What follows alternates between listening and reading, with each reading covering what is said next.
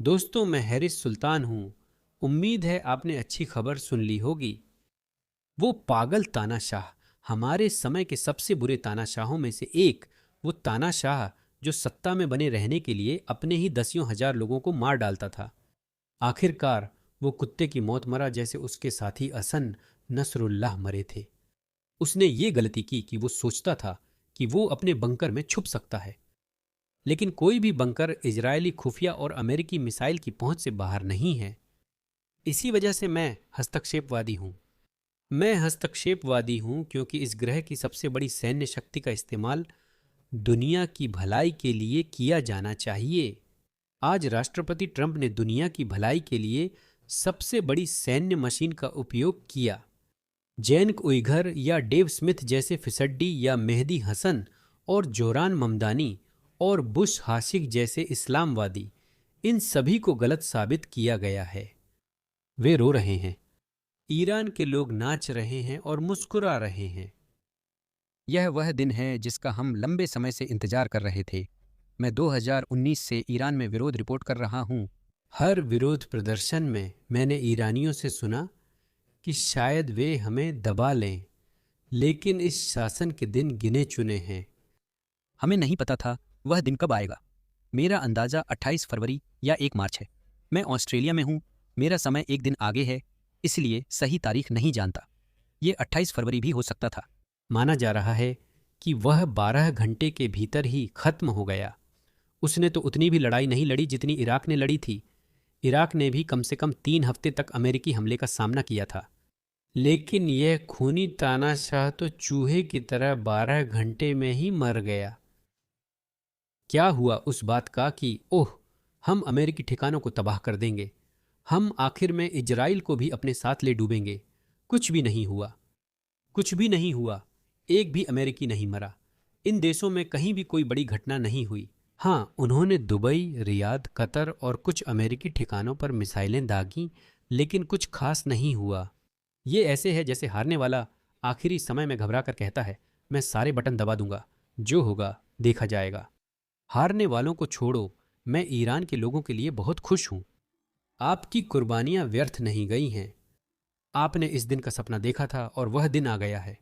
मैं आशा करता हूं कि ईरान के लोग कामयाबी से सरकार का नियंत्रण ले लें और अगले 24 से 48 घंटों में भारी दलबदल हो, क्योंकि शांतिपूर्ण सत्ता हस्तांतरण न होना किसी के हित में नहीं है।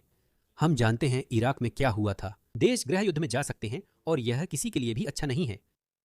देखिए, ईरान के लोग कैसे नाच रहे हैं और जश्न मना रहे हैं। मैं कुछ वीडियो साझा करता हूं। ईरानी महिलाएं बिना सिर ढके सड़कों पर नाच रही हैं।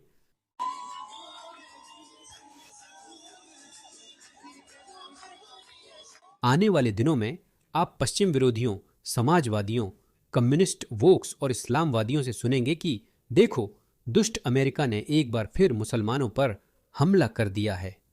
दोस्तों, वे रोएंगे और प्रोपेगेंडा करेंगे। उन्हें यही पसंद है। लेकिन जब वे ऐसा करें तो इसे याद रखना, इन क्लिप्स को एक्स से डाउनलोड कर लो। इसे देखो, इन लोगों की असली भावनाओं को देखो। ये लोग रो रहे हैं, ये खुशी के आंसू हैं दोस्तों।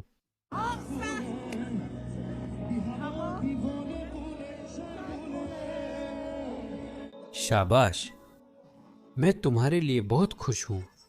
ईरान के लोगों पर क्रूर दमन देखकर मैं रो पड़ा। मेरे पास वे वीडियो हैं जहां लाशें जमा थीं। उन्होंने अपने लोगों को मार डाला। असल में वे उन्हें अपना मानते ही नहीं थे।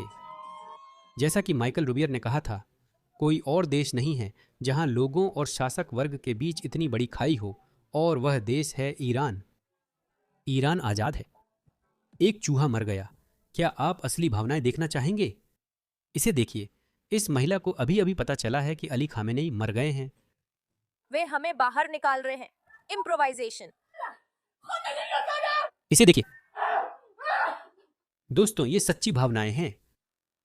इन लोगों ने लंबे समय तक खुद को असहाय पाया। इसे देखो, ये खुशी के आंसू हैं। शायद ही किसी ने अपनी सरकार से इतनी आज़ादी चाही हो। मैं वेनेजुएला के लोगों से श्रेय नहीं छीनना चाहता। वे भी जश्न मना रहे थे।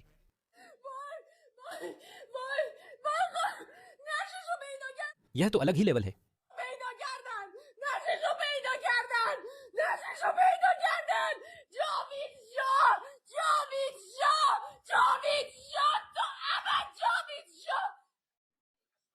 मुझे नहीं पता किसी और ने ध्यान दिया या नहीं। समझ नहीं आता कि पश्चिमी मीडिया इसे इतना उदास क्यों दिखा रही है, जैसे वे हमारे समय के सबसे बड़े तानाशाह की मौत से दुखी हैं। वे आईआरजीसी के बयानों को रिपोर्ट कर उन्हें वैधता दे रहे हैं। क्या हुआ? कीर स्टारमर ने आईआरजीसी को प्रतिबंधित नहीं किया। ऑस्ट्रेलिया ने समय रहते कदम उठाया, लेकिन कीर स्टारमर ने नहीं। जबकि MI6 ने यूनाइटेड किंगडम में 40 आतंकी हमले नाकाम किए। यह दयनीय समाजवादी, मार्क्सवादी, कम्युनिस्ट, इस्लामिस्ट प्रधानमंत्री उसने निंदा करना भी जरूरी नहीं समझा। इसे याद रखें, ये तारीख ईरान के इतिहास में दर्ज होगी। मुझे लगता है ईरानी लोग इसे आज़ादी दिवस की तरह मनाएंगे। शायद ये राष्ट्रीय अवकाश बनेगा, है ना? यही तरीका होता है इन चीज़ों का। हाँ, वे संयुक्त राज्य अमेरिका को याद करेंगे। वे डोनाल्ड ट्रंप की मूर्तियां लगाएंगे। वे डोनाल्ड ट्रंप या अन्य अमेरिकी हस्तियों के नाम पर सड़कों का नाम रखेंगे। और यूनाइटेड किंगडम उसमें नहीं होगा। उस घटना को ईरानी लोग याद रखेंगे।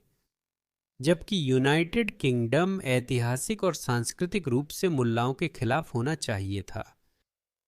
हमें उनके खिलाफ होना चाहिए, लेकिन अब लगता है कि कीर स्टारमर सरकार शोक में है।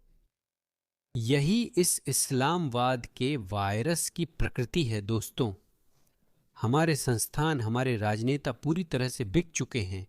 वे बिक चुके हैं। हमारे पास न्यूयॉर्क के मेयर हैं। सबसे पहले उनका विदेश नीति पर बयान देने का कोई हक नहीं है। उनका कोई हक नहीं है। वो कह रहे हैं कि ओह, यह एक अवैध आक्रमण है, यह एक अवैध हमला है। वो भी शिया हैं, बस बता रहा हूं। शायद यही वजह है कि वो रो रहा है। इस दयनीय प्राणी को देखो। आज ईरान पर संयुक्त राज्य अमेरिका और इजराइल द्वारा किए गए सैन्य हमले एक अवैध आक्रामक युद्ध में विनाशकारी बढ़ोतरी का संकेत हैं। क्या 7 अक्टूबर अवैध था? मुसलमान कहेंगे कि ये अवैध नहीं है, क्योंकि अंतर्राष्ट्रीय कानून उत्पीड़क के खिलाफ सशस्त्र संघर्ष की इजाजत देता है। लेकिन इसका मतलब आम नागरिकों को मारना नहीं है। कमीनों। खैर, इन हारने वालों और दयनीय लोगों की बातें अब छोड़ो। आज का दिन ईरान के लोगों के लिए है। मैं आपके साथ कुछ वीडियो साझा करना चाहता हूं, क्योंकि ये बहुत ज़रूरी है दोस्तों। यह TVI है, वितरण स्क्रीन। क्योंकि सीरिया ने भी बहुत कुछ सहा है। वे इस्लामिक शासन के पिछलग्गू नहीं बनना चाहते थे। वे इस्लामिक शासन की वैश्विक शतरंज में मोहरा नहीं बनना चाहते थे।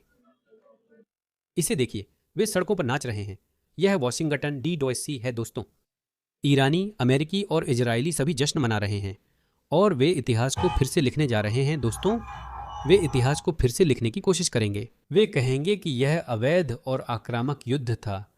बेचारे मुसलमान पीड़ित हैं, यही कहा जाएगा। लेकिन आप सच जानते हैं। इसे देखिए, इसे देखिए। राष्ट्रपति ट्रंप को हालात का फायदा उठाने के लिए मजबूर किया गया। हम में से कुछ लोग डरते थे कि डोनाल्ड ट्रंप ईरान से कोई अनचाहा समझौता न कर लें या ईरानियों को धोखा न दे। हम ये नहीं चाहते थे। कोई भी ये नहीं चाहता था। हर कोई इस शासन के पतन को चाहता था। इसे देखिए। यह ईरान है। यह अनदेखा नहीं किया जा सकता। आप इसे नज़रअंदाज नहीं कर सकते। आप इस बात को घुमा नहीं सकते। लेकिन ईरान के गरीब लोग अमेरिका और इजराइल से पीड़ित हैं। नहीं, ईरान के लोगों ने ही अमेरिका और इजराइल से हस्तक्षेप की अपील की थी। इसीलिए यह जीत ईरान के लोगों की है। इसे देखो, इसे देखो। लाखों लोग इसका जश्न मना रहे होंगे।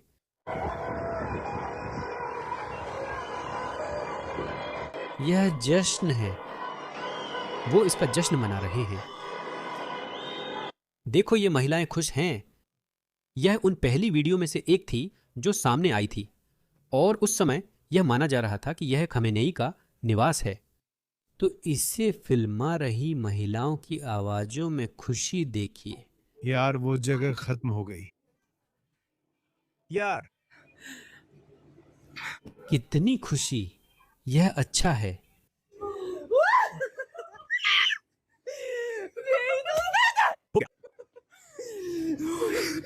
ओह, वह मरने वाला है।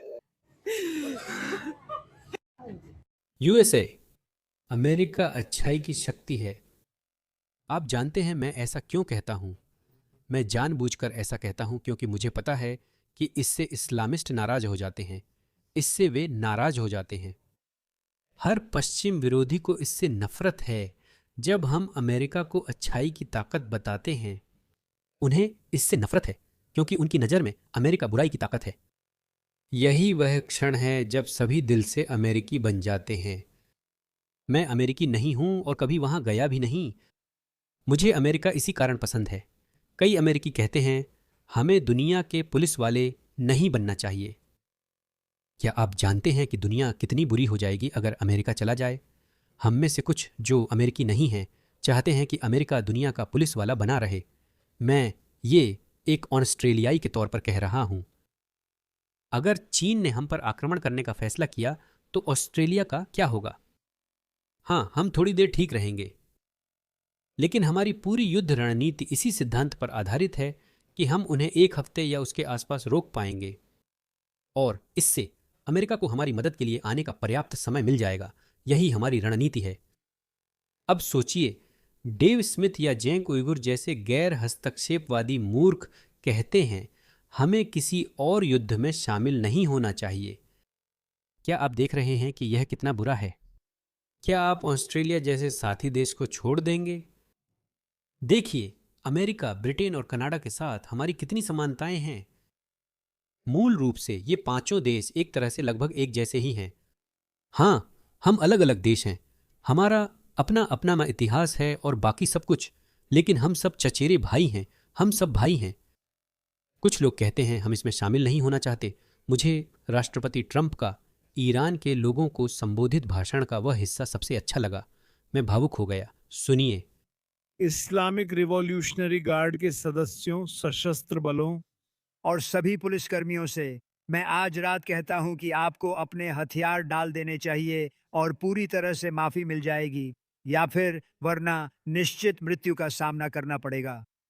हथियार डाल दो, आपको माफी और न्याय मिलेगा, वरना निश्चित मौत होगी। अंत में ईरान के महान और स्वाभिमानी लोगों से कहता हूं, आपकी आजादी का समय आ गया है। सुरक्षित रहें, घर से बाहर न जाएं, बाहर बहुत खतरनाक है, हर जगह बम गिरेंगे। यह हिस्सा बहुत भावुक करने वाला था, जिससे साफ है कि राष्ट्रपति और अमेरिका ईरान के लोगों की परवाह करते हैं और नहीं चाहते कि वे मरें या तकलीफ पाएं। हाँ, कुछ लोगों की दुखद मौत होगी। मेरा मानना है कि कुछ लोग पहले ही मर चुके हैं, लेकिन ईरान के लोग, हम ईरान के लोगों को देख रहे हैं। वे आज़ादी और स्वतंत्रता के एक पल को देख रहे हैं और ये उन पर निर्भर करता है कि वे इन नुकसानों को सहन कर सकते हैं या नहीं। वे पहले ही बहुत कुछ झेल चुके हैं। 30,000 लोगों की हत्या इस क्रूर इस्लामी शासन ने की थी।